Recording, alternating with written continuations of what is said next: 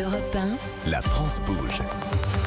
Elisabeth Assayag. La France bouge et si vous nous rejoignez, merci d'être avec nous. La France bouge qui vous aide à monter votre entreprise. Oui, si vous avez envie, si vous avez un projet, c'est le moment. Vous restez avec nous, vous nous écoutez parce qu'il y a des tas de parcours de vie d'entrepreneurs, de patronnes, de patrons expérimentés, des bébés entrepreneurs. Tout cela, c'est autour de la table de La France bouge. Et aujourd'hui, gros plan sur les grands magasins, des joyaux d'architecture, des expériences qui vont au-delà de l'achat. C'est ce que vous nous avez décrit, raconté, Léonore de Boisson. Vous êtes la présidente de la Samaritaine et nous sommes ravis d'être avec vous aujourd'hui. Nous sommes avec Romain Brabo. Romain, vous êtes le cofondateur de Nona Source, cette plateforme qui revalorise les tissus, les cuirs non utilisés par les grandes maisons du luxe. La France bouge.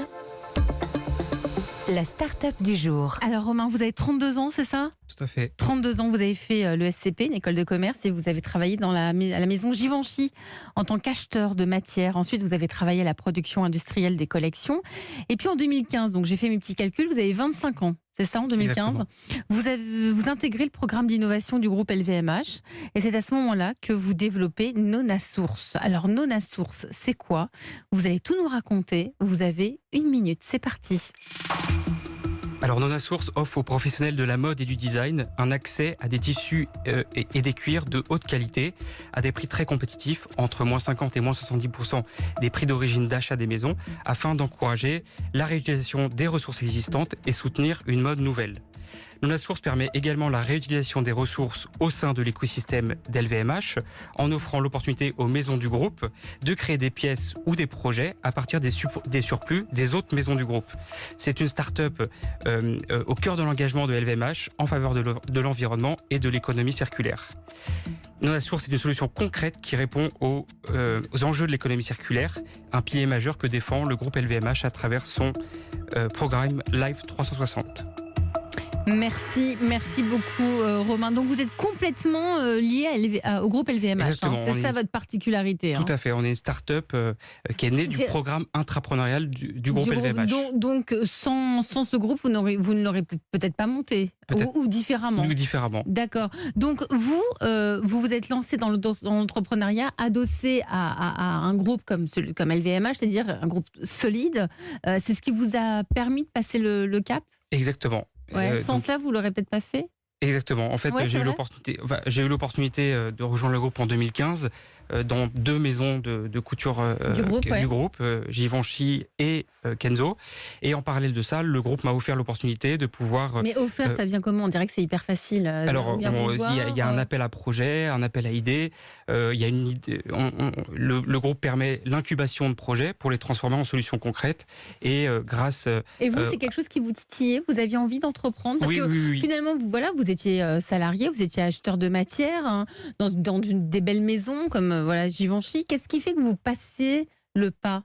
Pourquoi en fait, au fond de moi, j'ai toujours eu l'envie d'entreprendre, d'intraprendre. Et lorsque j'étais acheteur matière chez Givenchy, j'ai vu des surplus de matière s'accumuler dans les entrepôts.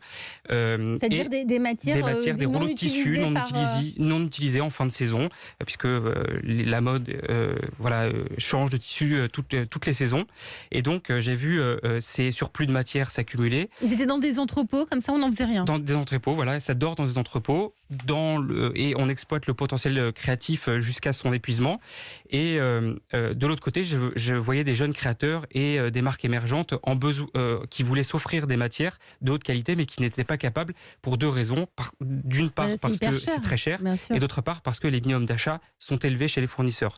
Donc, ça m'a fait penser à cette solution qui puisse connecter les stocks de nos maisons du groupe et ces jeunes créateurs en devenir pour pouvoir les soutenir. Mais qui ne font pas forcément partie du groupe. Qui ne font pas du tout partie du groupe. C'est des créateurs, des entrepreneurs qui se lancent et qui ont besoin de tissus. Voilà, alors comment ça fonctionne ? Il y a un processus mis en place, un processus industriel, vous faites comment ? Alors en fait, on collecte les surplus de matière dans les entrepôts des maisons. On les entrepose dans notre... Vous avez un camion ? Voilà, on a un camion qui va chercher les surplus de tissu et cuir, qui les achemine vers notre entrepôt en Touraine. Et là, les matières sont expertisées, on les trie, on les classe par catégorie et on les met sur notre plateforme digitale nonasource.com. C'est qui Vous êtes combien ? Alors, on est une dizaine aujourd'hui. On s'est lancé il y a à peu près 2 ans. On est une dizaine aujourd'hui et on a une plateforme digitale, donc un site internet, avec 2 showrooms. Un qui a ouvert en 2021 à Paris, au sein de la Caserne, le plus grand incubateur de transition écologique pour les marques de mode. Et en 2022, nous avons ouvert un showroom à Londres pour soutenir la communauté créative locale et notamment tous les designers, les jeunes designers qui font partie de la Fashion Week de Paris ou encore la Fashion Week de Londres. Et alors vous fournissez qui? Vous les choisissez? J'imagine qu'il doit y avoir une file d'attente énorme pour pouvoir récupérer ces beaux tissus de ces grandes maisons. Comment on vous les choisit pas. C'est quoi alors en fait, vous leur vendez tout simplement? On met tout le monde sur le même pied d'égalité et chaque professionnel de la mode ou du design, qu'il soit créateur, couturier,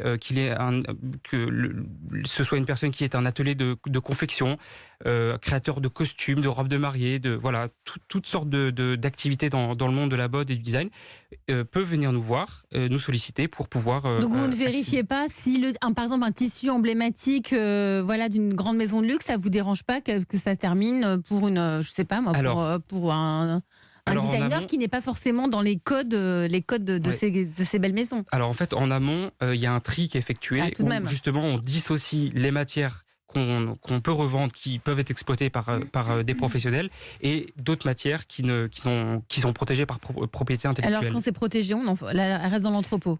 Alors non, on les envoie en usine de démantèlement, donc en usine de recyclage, pour pouvoir les démanteler, refaire des fibres et refaire des tissus parfois, ou des isolants, des sols pour des terrains de sport. Voilà, il y a tout un tas c'est merveilleux. De revalorisation. Vous les vendez bien moins cher à tous ces jeunes designers, c'est-à-dire de combien? Alors, on est entre moins 50 et moins 70% du prix grossiste d'origine, donc c'est vraiment extrêmement intéressant d'un point de vue prix. Donc vous accompagnez par votre entreprise, par votre start-up, vous accompagnez aussi des jeunes entrepreneurs qui ont envie de se développer. On est un tremplin pour la jeune création, pour qu'ils puissent avoir accès à des super matières et qu'ils puissent créer des pièces durables et d'une grande qualité. Éléonore de Boisson, vous êtes la présidente de la Samaritaine, Samaritaine de groupe LVMH.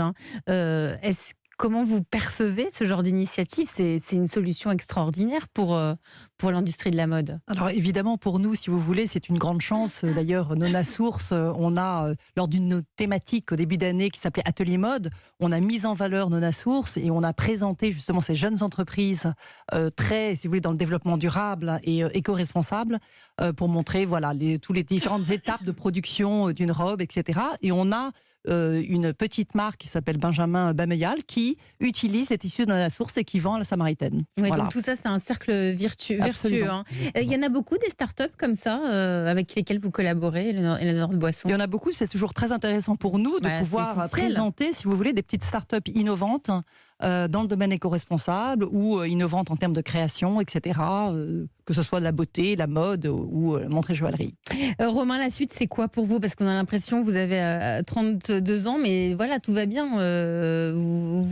Ça fonctionne très bien. En 2 ans, vous êtes déjà plus d'une vingtaine de personnes, c'est ça? 10 personnes. Oui. J'imagine que ça va augmenter encore. Ça va probablement augmenter, puisqu'on a des axes de développement, notamment on vend majoritairement du tissu aujourd'hui. On a du cuir à mettre à disposition des jeunes créateurs qui font de la petite maroquinerie, de la maroquinerie. On va également se développer sur les fils de maille pour pouvoir faire de la maille. On a aussi d'autres idées de développement, donc oui, c'est que le début d'une belle histoire et d'un engagement pour l'environnement et pour la communauté créative. Merci Romain Brabo, cofondateur de Nona Source. Vous restez autour de la table, Éléonore de Boisson et Romain Brabo, parce que c'est le moment de vous présenter la pépite du jour en route pour les trophées européens de l'avenir. On va rester dans l'univers de nos grands magasins avec 1001 façons de mettre la France à l'honneur. 13h28 sur Europe 1, la France bouge, qui découvre, qui accompagne les talents, les entrepreneurs à suivre. Elle a 25 ans et elle vous propose de voyager en vous parfumant. Cette start-up que l'on retrouvera peut-être dans les grands magasins, elle s'appelle Péocil. C'est la pépite du jour. À tout de suite. Elisabeth Assayag sur Europe 1.